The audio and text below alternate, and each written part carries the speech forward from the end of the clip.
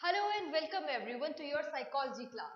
Here at Learn Karo, मैं हूँ श्रेया, आपकी psychology mentor, and today we are going to start chapter number 1 आपकी book का, that is variations in psychological attributes. Variation का मतलब क्या होता है? Variation का मतलब होता है transformation in psychological attributes. Attributes क्या होते हैं? Attributes are the qualities or the characteristics which we exhibit. सबसे पहले आता है individual differences in human functioning. अब ये तो हम सबको पता है कि हम सब इंडिविजुअली एक दूसरे से कितनी ज्यादा डिफर करते हैं इन डिफरेंट डायमेंशंस, एंड हमारे फंक्शंस भी कितने डिफर है एक दूसरे से। सो फर्दर इंडिविजुअल वेरिएशंस की इंपॉर्टेंस क्या है? फॉर एग्जांपल अगर मैं आपको बोलूं, यू इमेजिन अ वर्ल्ड जिसमें हर एक चीज सिर्फ एक कलर की होगी, से it green, will the world look beautiful to you? Certainly, in a unison, you'll answer no. It will not appear to be a beautiful one. अब यहाँ पे क्या इंपॉर्टेंस आती है अबाउट द इंडिविजुअल वेराइटी की। अगर सब चीजें सेम कलर की होगी तो वर्ल्ड ब्यूटीफुल नहीं लगेगा। क्यों? क्योंकि वेरिएबिलिटी बहुत ज्यादा इंपॉर्टेंट है, and that's why we say variations add colour and beauty to nature. Different different जब कलर्स हमें दिखेंगे अलग अलग चीजों के, तब हमें वर्ल्ड बहुत ब्यूटीफुल लगता है, और यही वर्ल्ड की नेचुरल ब्यूटी होती है, इंडिविजुअलिटी होती है। Everything is different from the another one. Further, variability. What is variability? So, it is a fact of nature and individuals are no exception to this. हम individual human beings ही थोड़े differ करते हैं. Each and everything, be it animals, birds, flora, fauna, सब में individuality और variability present होती है. अब अगर हम अपने human beings की बात करें तो physical dimensions ले लो, तो कितनी ज़्यादा variability है. We all are different from one another on different aspects like be it color, be it height, strength, weight, texture of hairs and the list is so on. तो ये तो हो गए physical dimensions की बात। Same इसी तरह से होते हैं psychological dimensions। जब हम psychological dimensions की बात करते हैं तो हम क्या क्या डिस्कस करते हैं? That one can be dull, other one can be dominant, somebody may be submissive, other can be aggressive, somebody may be creative, other not so creative, somebody is so outgoing and somebody is withdrawn। तो जैसे हम psychological dimensions की बातें करते हैं, ऐसे physical dimensions भी होती हैं। फर्दर, अब जब साइकोलॉजी की बात होती है, then for psychologist individual differences refer to distinctiveness, यानी कि कंट्रास्टिंग डिफरेंस जो प्रेजेंट होते हैं between two individuals, and variations. अब जो ये डिस्टिंक्टिवनेस होता है, इसका मतलब तो होता है शेयर कंट्रास्ट, और जो वेरिएशन होता है उसमें कंट्रास्ट नहीं होता है, उसमें एक लेवल पे धीरे धीरे वेरिएशन दिखती है कि किसी में कोई चीज ज्यादा है। फॉर एग्जांपल 10 में से अगर हम मार्किंग देते हैं एक पर्टिकुलर क्राइटेरिया पे, तो किसी को 8 मिल सकते हैं, किसी को 6 मिल सकते हैं, किसी को 4 मिल सकते हैं। तो ये क्या हो गया? Variation. Further, among people characteristic and behaviour, और ये जो ये सब कुछ है ये हमारा क्या कहाँ पे इफेक्ट करता है? हमारे बिहेवियर में। फर्दर कम सिचुएशनिज्म। अब सिचुएशनिज्म का मतलब क्या होता है? कुछ साइकोलॉजिस्ट, अकॉर्डिंग टू सब साइकोलॉजिस्ट, हमारे अंदर ट्रेट्स प्रेजेंट होते हैं, इंडिविजुअल क्वालिटीज होती है, और उसी की वजह से हमारा बिहेवियर फॉर्म होता है।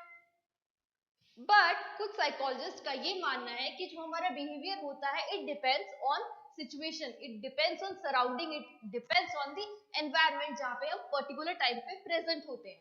इसको समझाने के लिए हम एक एग्जांपल लेते हैं। For example, a person named Vikram. I am saying that Vikram is so much aggressive. अब विक्रम अग्रेसिव है, ये मैं बोल रही हूँ कि उसमें ये ट्रेट प्रेजेंट है, बट किसी एक सिचुएशन में Vikram can also behave submissive. अब जैसे कि विक्रम की वर्क प्लेस है, वहां पे उसकी हायर अथॉरिटीज है, उसके बॉस है, तो under boss he is behaving submissive. अब आइडियली उसमें ट्रेड प्रेजेंट कौन सा था? अग्रेशन का, लेकिन under his top authorities, under his boss, he is behaving submissive. तो यहाँ क्या चेंज हुई? सिचुएशन चेंज हुई। So this is known as situationism, and by situation changing the situational factor, behavior of a person changes. That is what is the view is known as situationism, which states that situations and circumstances in which one is placed influence one's behavior. So situation का important role है in one's behavior.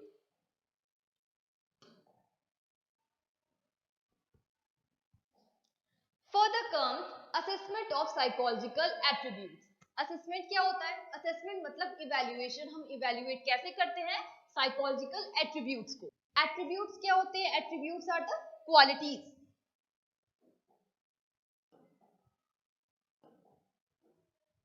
So assessment is the first step in understanding psychological attributes. हम जब psychological attributes की study कर रहे हैं, इन characteristics की study कर रहे हैं, तो सबसे पहले हम इवैल्यूएट करते हैं और असेसमेंट को ही हमने फर्स्ट स्टेप बोला है. Further, any attribute will be said to exist in a person only and only when it exists in a person and it can be measured by scientific procedure. यानी कि मैं अपने हिसाब से किसी को ये नहीं बोल सकती कि उसमें ये एट्रीब्यूट प्रेजेंट है until and unless it is guided by some scientific procedures. For example, अगर मैं किसी को बोल रही हूँ, for example हरीश, कि वो डोमिनेंट है, अकॉर्डिंग टू मी वो डोमिनेंट हो सकता है, मे बी आपके लिए वो डोमिनेंट ना हो, आप बोलो कि वो तो डोमिनेंट है ही नहीं, पता नहीं मैम ने उसको डोमिनेंट क्यों बोला. तो इसलिए सर्टेन क्राइटेरिया सेट करा गया है बाय द साइकोलॉजिस्ट कि साइंटिफिक प्रोसीजर से जज किया जाता है और तब उसे फॉर्मल माना जाता है. अगर मैं किसी को बोलती हूँ ऐसे ही तो वो इनफॉर्मल होगा. फर्दर, जब फॉर्मल असेसमेंट किया जाता है with the help of scientific procedures, तो उसमें 3 क्वालिटीज होती है. कौन कौन सी है वो 3 क्वालिटीज? वो ऑब्जेक्टिव होता है, वो स्टैंडर्डाइज्ड होता है एंड फर्दर वो ऑर्गेनाइज्ड होता है. ये वो 3 क्वालिटीज प्रेजेंट होती हैं फॉर्मल असेसमेंट में और यही साइकोलॉजिस्ट सबसे ज्यादा यूज करते हैं क्योंकि ये सेम फॉर ऑल होता है. फर्दर, जैसे कि मैंने बोला था, if I am saying a person to be dominant, वो हो गया इनफॉर्मल और वो वेरी करेगा क्योंकि मेरे हिसाब से वो डोमिनेंट है, मे बी आपके हिसाब से वो डोमिनेंट हो ही ना. उसे बोलते हैं informal assessment and it varies from case to case and from one assessor to another assessor. एक assessor मैं हो गई, दूसरे आप हो सकते हैं और ऐसे वेरिएशन कॉज होता है and it is an open and subjective interpretation. तो ये बहुत वास्ट हो जाता, इसलिए psychologists are trained in making formal assessment of psychological attributes by using these procedures. Further comes psychological assessment using systematic testing procedures to evaluate. अब जो psychologist assessment करते हैं उसमें क्या क्या टेस्टिंग के प्रोसीजर से और उससे क्या क्या इवेल्युएट करते हैं. तो सबसे पहले वो इवेल्युएट करते हैं about the abilities which are present in a person. They also predict about the behaviour, इसका बिहेवियर पे क्या इफेक्ट पड़ेगा. And thirdly they also assess and personal qualities of individual. तो इन 3 चीजों की बहुत ज्यादा जरूरत होती है in evaluating psychological assessment: abilities, behaviour and personal qualities in an individual. Further comes some domains of psychological attributes. अब psychological attributes are not linear and they are not unidimensional, यानी कि वो काफी complex होते हैं और उनके dimensions बहुत vast है, they are multidimensional. Further, if you want to have a complete assessment of a person, then you will need to assess how he or she functions in various domains. किसी एक domain पे आप किसी को जज नहीं कर सकते, आपको मल्टीपल डोमेन्स में जज करना पड़ता है. डोमेन्स क्या है? डोमेन्स आर द फील्ड और द क्राइटेरिया जिसमें अलग अलग हम जज करते हैं. और एरियाज तो कौन कौन से होते हैं? ब्रॉडली उन्हें क्लासिफाई करा गया है एज कॉग्निटिव. कॉग्निटिव क्या होता है? कॉग्निटिव इज अ लॉजिकल और रैशनल थिंकिंग. यानी कि जब हम कुछ भी ऑब्जर्व करते हैं तो उससे जो हमें नॉलेज गेन होती है, how we perceive it, how we analyse it, what do we understand it, तो वो सब आता है कॉग्निटिव एबिलिटीज में. For the emotional and then social. So in 3 basis पे हम जज करते हैं. Next comes some important attributes that are of interest to psychologist. These attributes are categorised on the basis of varieties of the tests used in psychological literature. तो बहुत सारे test है जिनसे कि इन्हें जज किया जाता है. जानते हैं क्या क्या है वो चीजें. सबसे पहले आता है आपका इंटेलिजेंस. अब इंटेलिजेंस की एक डेफिनेशन है जो कि आपको लर्न करनी होती है. देन सबसे पहले आता है intelligence. So what is intelligence? Intelligence is the global capacity to understand the world. तो जो इंटेलिजेंस है वो एक वास्ट वर्ड है. It is the global capacity to understand the world, not a particular thing but world, comprising each and everything. Think rationally. rationally का मतलब क्या होता है? तर्क से, यानी कि उसके पीछे कुछ रीजन होना चाहिए whatever you are thinking or behaving. Further, it use available resources which are already present and effectively उन रिसोर्सेज को इफेक्टिवली यूज करना व्हेन फेस्ड विद चैलेंजेस। तो ये क्वालिटीज होती है इंटेलिजेंट पर्सन में, that when they are having any challenges, whenever they face any challenges, जो भी उनकी अवेलेबल रिसोर्सेज है वो उसको कितना इफेक्टिवली यूज करते हैं, यहीं पे इंटेलिजेंस किसी पर्सन का जज होता है। ऐसे जज होता है किसी का intelligence. For example, some children who have low intelligence are bound to get low marks in the school related examination, लेकिन उसका मतलब ये नहीं है that it is relating to the success in their future life। इसका relation उस बात से नहीं होता है, इंटेलिजेंस क्राइटेरिया होता है और वो स्कूल रिलेटेड एग्जामिनेशन भी रिस्ट्रिक्टेड नहीं होता। Further comes aptitude. एप्टीट्यूड क्या होता है? It refers to an individual's underlying potential, जो कि उसमें विद इन प्रेजेंट है, फॉर एक्वायरिंग स्किल्स। अब इसको हम एक एग्जांपल से समझते हैं। If somebody is having an aptitude for mechanical, if someone is having high mechanical aptitude, तो अगर उसको अच्छे से ट्रेनिंग प्रोवाइड करी जाए, he can do good as a mechanical engineer. And if somebody is high on language aptitude, then he or she can perform good in as a writer. Further come interest. Interest क्या होता है? Interest is the individual's preference. बोलते हैं ना आपको इस चीज में इंटरेस्ट है, इस चीज में इंटरेस्ट नहीं है, तो ये पर्सनल प्रेफरेंस होती है आपकी फॉर एंगेजिंग इन वन और the specific activities relative to others. जैसे कि दो चीजें हैं, दो काम है, कोई बोलता है मेरे को ये काम करना पसंद है, उसमें मेरे को इंटरेस्ट नहीं है। कितना कॉमनली यूज होता है इंटरेस्ट? तो ये मीनिंग है इंटरेस्ट का, it is an individual preference. Alright. और ऐसे ही जब जॉब्स की बात होती है तो हम क्या बोलते हैं कि आपको जिस फील्ड में इंटरेस्ट हो, आपको जॉब उसी लाइन में लेनी चाहिए, क्योंकि तब आपका जो आउटपुट है वो ज्यादा अच्छा होगा रेदर दैन जिसमें इंटरेस्ट नहीं है और आपने वो फील्ड चूज कर ली हो। Next comes personality. पर्सनालिटी क्या होता है? Personality refers to relatively enduring. Enduring का मतलब क्या होता है? एंड्योरिंग का मतलब होता है durable, which means long lasting, जो कि over a period of time exist करेगी। And enduring characteristics of a person that make him or her distinct from other। अब पर्सनालिटी सबकी डिफर होती है और ये स्पेशल क्वालिटी होती है जो हम लोगों को एक दूसरे से डिफरेंट बनाती है। फर्दर इसका एग्जाम्पल है कि हम जब किसी को बोलते हैं कि वो डोमिनेंट है या सबमिसिव है, हम किसी को बोलते हैं वो बहुत आउटगोइंग है, विड्रॉन है, एक्सेट्रा, तो ये सब क्या है? ये सब पर्सनालिटी असेसमेंट है। हमने ऑलरेडी किसी की पर्सनालिटी को इवेल्युएट कर लिया और उसके बेसिस पे ही हम लोगों को कैसे बोलते हैं कि वो मूडी है, वो विथड्रॉन है, वो डोमिनेंट है, वो सबमिसिव है। And it helps us to explain an individual's behaviour and predict how he और she will behave in future. जब हमें किसी की पर्सनालिटी का पता होता है तो हम उससे प्रिडिक्ट कर सकते हैं कि अगर सिमिलर सर्कमस्टेंसेस उसको दोबारा फेस करने पड़ेंगे तो उसका बिहेवियर क्या होगा, क्योंकि हमें पता है अगर कोई पर्सन बहुत डोमिनेंट है, ऑलराइट, तो वो ज्यादा, फॉर एग्जाम्पल अगर हमें पता है कोई पर्सन बहुत मूडी है, ऑलराइट, तो हम अगर उसको थोड़ा सा भी गुस्सा दिलाएंगे उसे ज्यादा गुस्सा आ जाएगा, क्योंकि उसकी मूड स्विंग ज्यादा होंगे, क्योंकि उसकी पर्सनालिटी कैसी है? मूडी। ऑलराइट। नेक्स्ट आता है आपका वैल्यूज। अब वैल्यू हम किसको देते हैं अपनी लाइफ में, ये हमारा पर्सनल चॉइस होती है। तो these are the enduring, again durable, जो कि लॉन्ग पीरियड ऑफ टाइम हम एग्जिबिट करते हैं believes about an ideal mode of behaviour. जैसे कि in value assessment we try to determine the dominant values. Values तो बहुत सारी होती है हम सबके अंदर, लेकिन हमें किस पे फोकस करना है? जो सबसे ज्यादा डोमिनेंट वैल्यू। फॉर एग्जाम्पल कुछ लोग बहुत ज्यादा रिलीजियस होते हैं, तो ज्यादा वैल्यू किसको कर रहे हैं? रिलीजन को।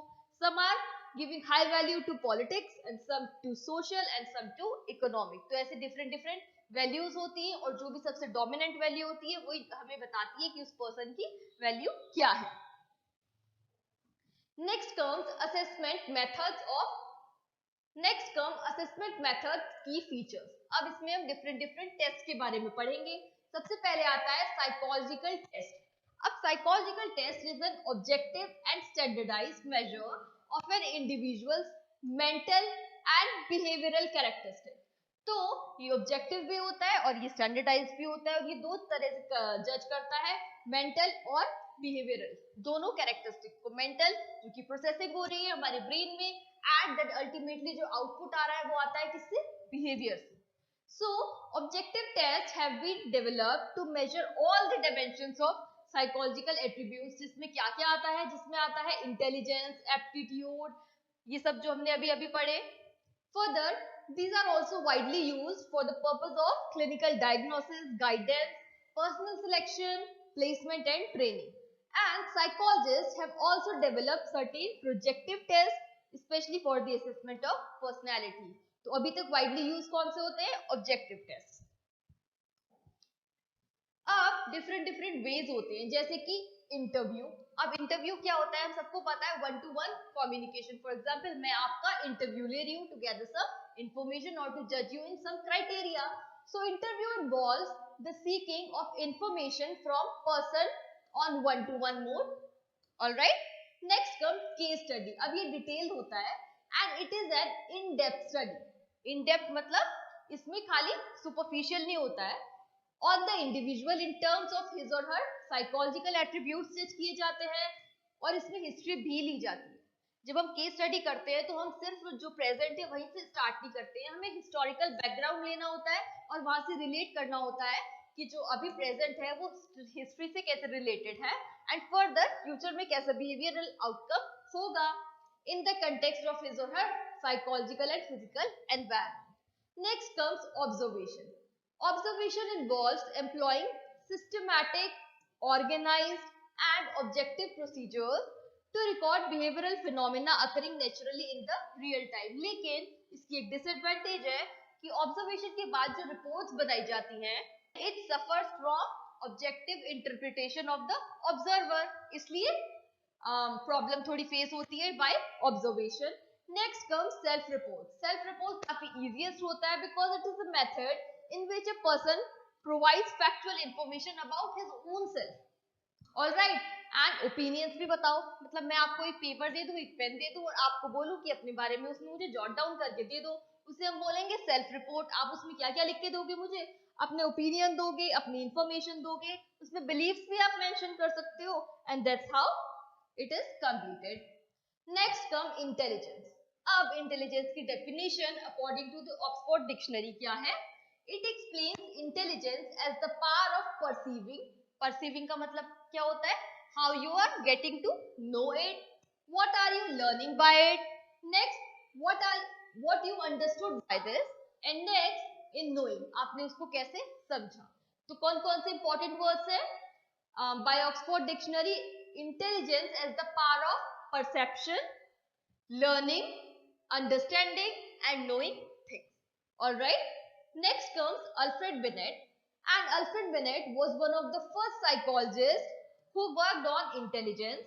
He defined intelligence as the ability to judge well. अब इन्होंने दोबारा से intelligence को define करा और दोबारा से 3 criteria में उसे judge करा, जैसे कि how a person is able to judge well, how well one person understands and reason well. तो कोई भी situation जब कोई person face करता है उस सिचुएशन में how you can to judge well, to understand well and to reason well. आपने उसे जज कैसे किया, आपने उसे समझा कैसे और आपने उससे माना क्या. All right. रीजनिंग, क्योंकि रीजनिंग एक काफी इंपॉर्टेंट फैक्टर होता है कुछ भी नॉलेज परसीव करने के बाद कि जो भी आप आंसर दे रहे हो उसके पीछे रीजन क्या है, why are you writing a particular answer. तो ये सब क्या होता है? It is all about intelligence. Next come Wechsler, whose intelligence tests are most widely used and defined it as the global and aggregate capacity of an individual to think rationally, act purposefully and to deal effectively with his or her environment. तो ये कुछ definitions होती है जो आपको as it is learn करनी होती है. Next comes theories of intelligence. So there are a number of theories of intelligence. सबसे पहले आती है the psychometric approach.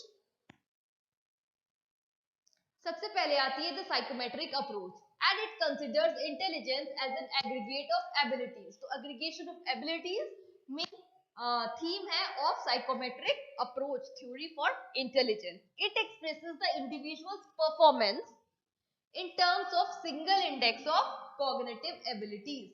अब abilities तो है लेकिन कौन सी वाली? Cognitive, जो कि एक बहुत complex होता है about the logical understanding, perception and analyzation. Next comes the information processing approach and it describes the processes people use in intellectual reasoning and problem solving. The major focus on this approach is on how an intelligent person acts.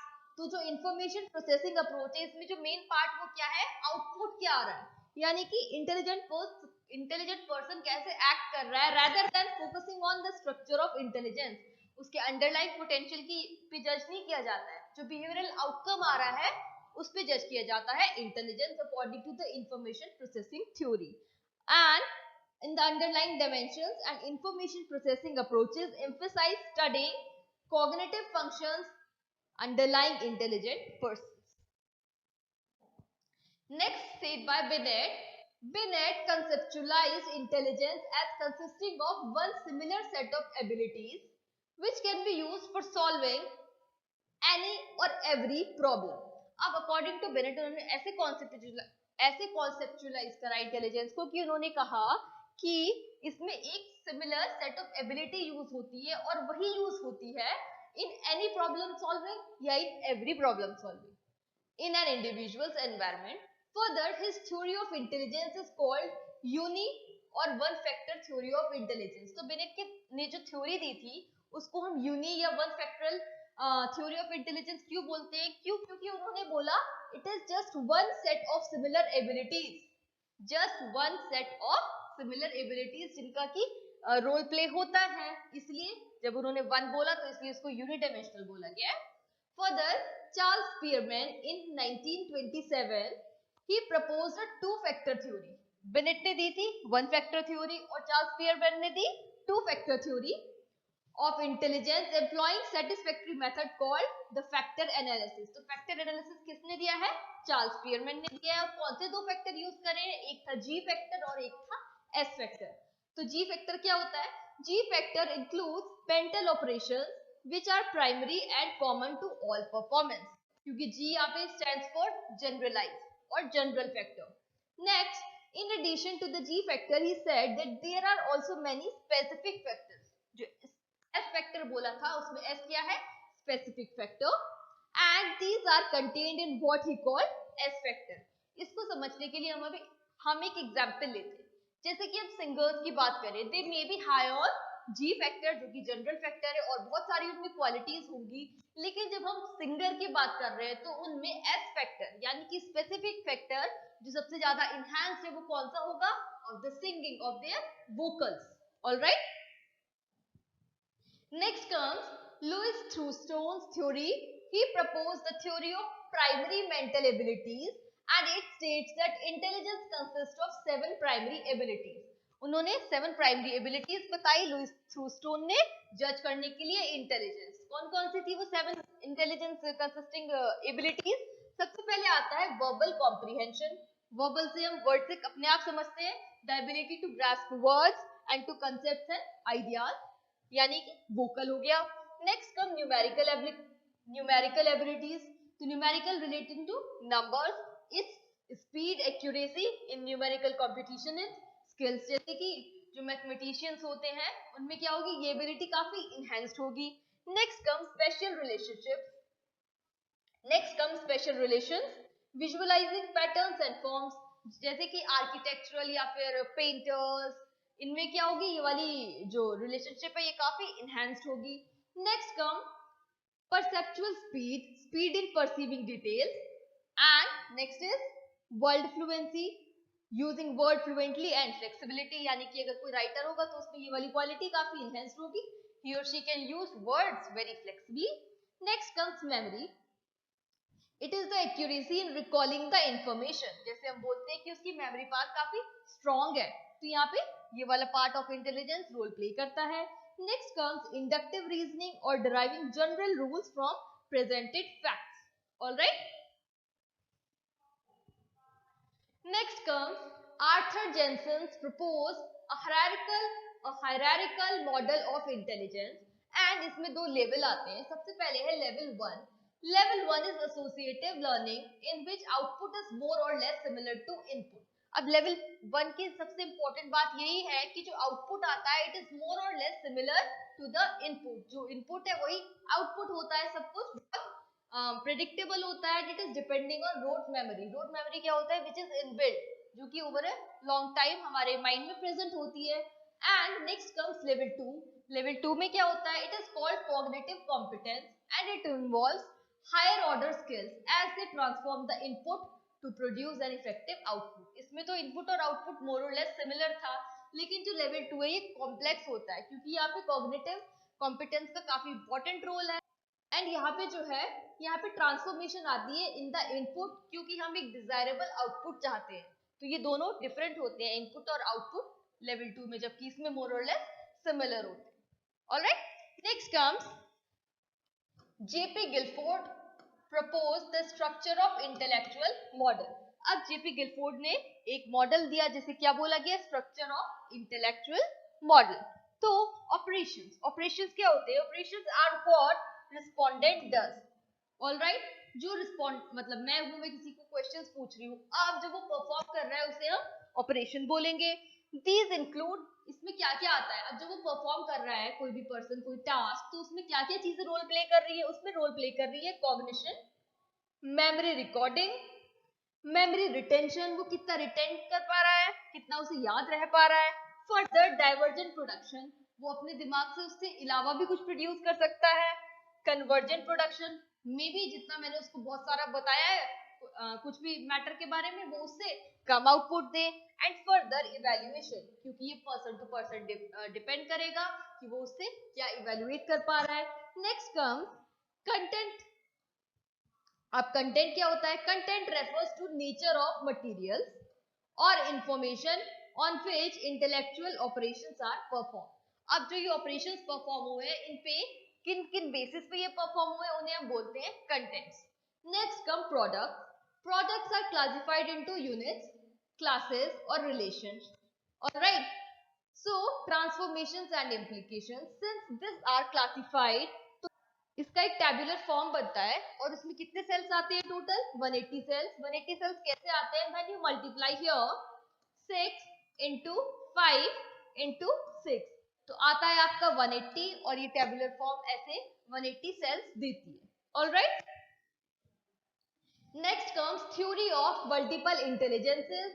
Harvard gardener ने दी थी ये, और इन्होंने बोला था that 8 types of intelligence होती है। सबसे पहले इन्होंने कौन सी बताई? लिंग्विस्टिक। अब लिंग्विस्टिक वर्ड से आपको पता चलता है रिलेटेड टू लिंगुअल, यानी कि how we speak. So skills involved in the production and use of language. It is the capacity to use language fluently and flexibly to express one's thinking and understand others. ये होता है linguistic। अब जो poets होंगे और writers होंगे, they'll be high on this approach, linguistic approach, क्योंकि उनमें ये सारी abilities काफी enhanced होगी। Next comes logical and mathematical। इसमें क्या आता है? Skills in scientific thinking। अब scientific thinking से ही पता चल रहा है कि scientist में ये enhance होगा। Further and problem solving. Persons high on this type of intelligence can think logically and critically. तो यहाँ पे कौन आते हैं? यहाँ पे आते हैं usually Nobel Prize winners, mathematicians and scientists। उनमें logical और mathematical capacity काफी enhanced होगी। Next comes spatial. Skills in performing visual images and patterns. It refers to abilities involved in forming, using and transforming mental images। Pilots, sailors, surgeons, इन सब में special skill of intelligence enhanced होता है because they have the ability in forming and using and also transforming the mental images। उनको पहले से सोचना पड़ता है, उसके बाद visualize करने के बाद mentally उसे perform करना होता है। Alright, next comes musical. So sensitivity to music, musical rhythms and patterns is the capacity to produce, create and manipulate musical patterns। अब म्यूजिक की समझ होना भी एक अलग बात है, और जिसमें ये होता है ये intelligence present inbuilt, then they can relate to the musical rhythm more efficiently than the others। जो उससे रिलेट नहीं कर पाते हैं, तो म्यूजिशियंस, सिंगर्स, डांसर्स, इनमें ये काफी इनहेंस होता है। Next comes bodily kinesthetic. Bodily kinesthetic का मीनिंग क्या होता है? यूजिंग होल और portion of body flexibly and creatively, यानी कि सिंगल बॉडी पार्ट या फिर पूरी बॉडी को ऐसे यूज करना जैसे कि they consist of the use of whole body or portions for it to display construction of the products and problem solving। अब bodily kinesthetic समझने के लिए आप किसी को याद करिए। आप देखिए स्पोर्ट्स पर्सन होते हैं, जिम्नास्ट्स होते हैं एंड डांसर्स होते हैं। तो उसमें उन लोगों में बॉडीली काइनेस्थेटिक इंटेलिजेंस पोर्शन काफी इनहेंस होता है, because they are using when you say of a bowler, he is using his legs, his hands, entire body in bowling. तो वो एक पर्सन है जो कि एक्सपोर्ट पर्सन है और वो बॉडीली काइनेस्थेटिक है, क्योंकि वो अपने बॉडी मूवमेंट से एक पर्टिकुलर एक्शन परफॉर्म कर रहा है in a desired manner. Similarly gymnasts होते हैं एंड सिमिलरली डांसर्स भी होते हैं। Next come interpersonal, so sensitivity to subtle aspects of others behaviour. Alright, others behaviour, क्योंकि जब हम इंट्रा पढ़ेंगे तो उसमें विद इन आर बिहेवियर होगा। This is the skill of understanding the motives, feelings and behaviours of other people. हमें औरों के बारे में समझना है कि उनके मोटिव्स क्या है, उनके फीलिंग्स क्या है, फर्दर उनका बिहेवियर जो भी है वो क्यों है, and other people so as to bond into a comfortable relationship with others। अब जो साइकोलॉजिस्ट होते हैं, जो काउंसलर्स होते हैं, इनफैक्ट कुछ डॉक्टर्स भी होते हैं, वो अपने पेशेंट को किन बेसिस पे जज करते हैं? On the interpersonal basis. वो ये जज करते हैं कि लोग जो भी पेशेंट है यहाँ पे, हाउ ही और she is adaptive to the environment, वो कितना समझ पाता है अबाउट अदर्स फीलिंग। तो यहाँ पे पता चलता है इंटरपर्सनल के बारे में। Next come intrapersonal. Alright, intrapersonal and it is the awareness of one's own feeling, अपनी फीलिंग। यहाँ पे सोसाइटी के बारे में बात हो रही थी कि understanding the feeling behaviour of others, लेकिन जब हम इंट्रापर्सनल की बात करते हैं तो ये सब चीजें हमें अपनी खुद की एनालाइज करनी होती है, own feeling, own motives and own desires. This refers to the knowledge of one's internal strength, खुद की स्ट्रेंथ को पता होना एज वेल एज वीकनेस भी, and limitations and using that knowledge to effectively relate to others। इसमें क्या आता है बेसिक डिफरेंस? इंटरपर्सनल में हमें औरों को जज करना होता है कि उनका बिहेवियर क्या है, उनकी स्ट्रॉन्गनेस क्या है, वीकनेस क्या है, उस बेसिस पे जज करते हैं। और इंट्रा में है खुद को एनालाइज करते हैं, हमारी वीकनेस क्या है, हमारी स्ट्रॉन्गनेस क्या है और हम कैसे एक्शन परफॉर्म कर रहे हैं। जो फिलोसफर्स होते हैं, स्पिरिचुअल लीडर्स होते हैं, उन लोगों में इंट्रापर्सनल इंटेलिजेंस काफी इनहेंस होता है, इसलिए वो लोगों को काफी कन्विंस कर पाते हैं about their lectures and all. Next comes naturalistic. Naturalistic क्या होता है? Sensitivity to the features of the natural world. अब हम नेचुरल वर्ल्ड की बात करते हैं तो उसमें सब कुछ आता है, including all the flora and fauna, and this involves complete awareness of a relationship with the natural world. हम कितनी इजीली कनेक्ट कर पाते हैं टू द नेचुरल वर्ल्ड, जो कि ओपन है, एनवायरमेंट में है, नेचर में है। अब ये किस में इनहेंस होगा नेचुरलिस्टिक इंटेलिजेंस? ये होगा फार्मर्स में, हंटर्स में, टूरिस्ट में। क्यों? क्योंकि उनको ये सब पसंद होता है और वो इससे कंपैरेटिवली ज्यादा जल्दी कनेक्ट कर पाते हैं उन लोगों के जिनमें की इंटेलिजेंस कम होता है, नेचुरलिस्टिक वाला। And that's how we have covered part 1 for this particular chapter. Learn Karo Premium subscription से you can attend live classes anywhere, anytime. आप अपने आप को एनालाइज कर सकते हैं because you will get personalized student reports. In case अगर आपको अकेले पढ़ना काफी बोर्डम लगता हो, then you will be enrolled along with classes with your peer groups. You can also attend specialized. You can also attend problem solving sessions, both online as well as offline. Entire study material आपको provide कराया जाएगा इन PDF format. आप हमारी official app download कर सकते हैं, learn करो the live learning app, and you may also join us on Telegram. दोनों की लिंक्स डिस्क्रिप्शन बॉक्स में प्रोवाइडेड है। आपको कोई भी डाउट्स हो, कोई भी क्वेरीज हो, do ask me in the comment section below. Till next time, keep studying, stay safe, all the best, bye bye.